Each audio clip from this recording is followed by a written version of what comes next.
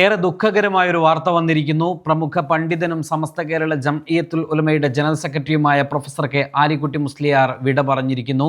Perinthalmanna craft ഹോസ്പിറ്റലിൽ വെച്ചായിരുന്നു അന്ത്യം. 2 ദിവസം മുൻപ് പനിയെ തുടർന്നായിരുന്നു ആശുപത്രിയിൽ പ്രവേശിപ്പിച്ചിരുന്നത്. സമസ്തയെ സംബന്ധിച്ചിടത്തോളം നഷ്ടമാകുന്നത് സമസ്തയുടെ ഒരു മുതിർന്ന നേതാവും അഗാധമായ പാണ്ഡിത്യത്തിന് ഉടമ കൂടിയാണ്.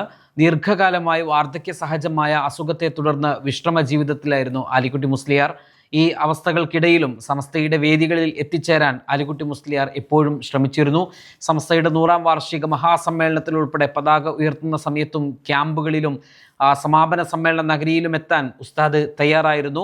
മുൻ ഹജ്ജ് committee chairman, all India Muslim personal law board അംഗം തുടങ്ങി ഉന്നത സ്ഥാനം അലങ്കരിക്കുമ്പോൾ തന്നെ സമസ്തയെ പ്രതിനിധീകരിച്ച് ലോക മുസ്ലിം വേദികളിലും തൻ്റെതായ അടയാളപ്പെടുത്തലുകൾ ഉസ്താദ് നടത്തിയിട്ടുണ്ട്. പട്ടിക്കാട് ജാമിയ നൂരിയ അറബി കോളേജിൻ്റെ ദീർഘകാലത്തെ പ്രിൻസിപ്പൽ എന്ന നിലയിൽ ആയിരക്കണക്കിന് ശിഷ്യഗണങ്ങളുടെ വലിയ സമ്പത്തിനും ഉടമ കൂടിയാണ് ആലിക്കുട്ടി മുസ്ലിയാർ. സമസ്ത കേരള ജംഇയ്യത്തുൽ ഉലമയുടെ മുതിർന്ന നേതാക്കളിൽ ഒരാളെന്നതിനൊപ്പം തന്നെ സമസ്തയുടെ പ്രയാണങ്ങളിൽ വളർച്ചയിലും ഒപ്പം പ്രതിസന്ധികളിലും സഞ്ചരിക്കുകയും എല്ലാം നോക്കിക്കാണുകയും ചെയ്ത പ്രമുഖ പണ്ഡിത പ്രതിഭ കൂടിയാണ് ആലിക്കുട്ടി മുസ്ലിയാർ.